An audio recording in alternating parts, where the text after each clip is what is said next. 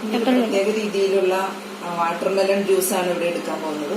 ഇത് വാട്ടർമെലൺ ഞാൻ പഞ്ചസാരയും ഏലക്കയും കുറച്ച് പാലും ചേർത്ത് അരിച്ചു വെച്ചിരിക്കുന്നതാണ് വാട്ടർമെലൺ ജ്യൂസ്.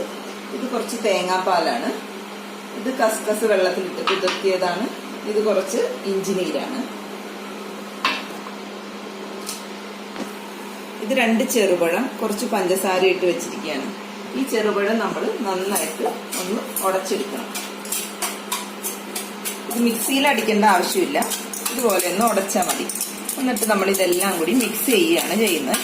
അപ്പോൾ ജ്യൂസായിട്ട് കുടിക്കുമ്പോൾ ഈ ചെറുപഴം നമ്മൾ കുറേശ്ശെ ഇങ്ങനെ കടിക്കാൻ പാകത്തിന് അതിലുണ്ടാവും. അതുകൊണ്ടാണ് മിക്സിയിൽ അടയ്ക്കേണ്ടതെന്ന് പറഞ്ഞത്. അപ്പോൾ നന്നായിട്ട് നമ്മൾ മിക്സ് ചെയ്യാം.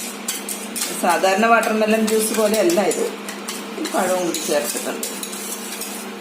ചൂട് സമയത്തൊക്കെ വളരെ നല്ലതാണ്. ഇപ്പോൾ നമ്മുടെ പഴം നന്നായിട്ട് അടിഞ്ഞു വന്നിട്ടുണ്ട്. പക്ഷെ ചെറിയ ചെറിയ പീസസ് ഒക്കെ ആയിട്ട് അതിലുണ്ട്. എന്നാലും നന്നായിട്ട് പഞ്ചസാരയായിട്ട് മിക്സ്.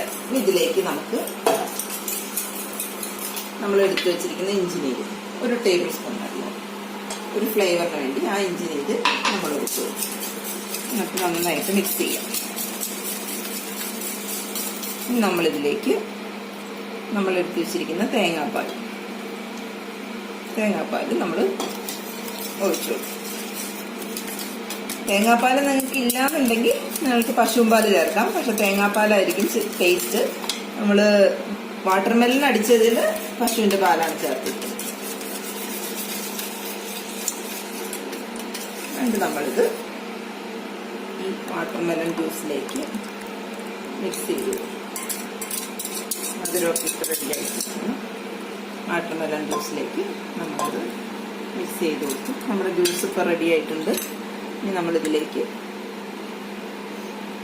നമ്മളെടുത്ത് വെച്ചിരിക്കുന്ന കസ്കസ്, ഇത് ശരീരം തണുപ്പിക്കുന്നത് നല്ലതാണ്, നമ്മൾ ചേർത്ത് കൊടുക്കും.